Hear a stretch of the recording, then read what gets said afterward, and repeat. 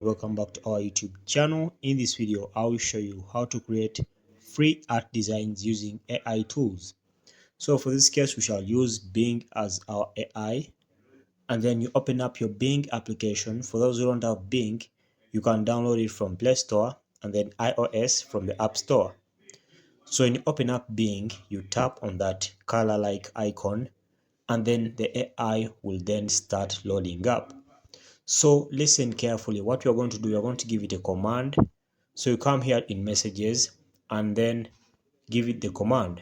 So the command says create for me art design of letter letter A and send. So let's wait and see.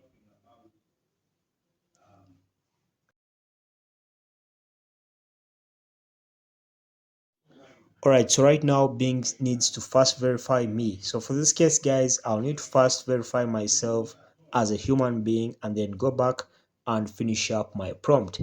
As you can see, it's now creating this design, and you just need to be patient until I finish verification. So that's it, guys. Thanks for watching. Like and subscribe. We shall meet once again.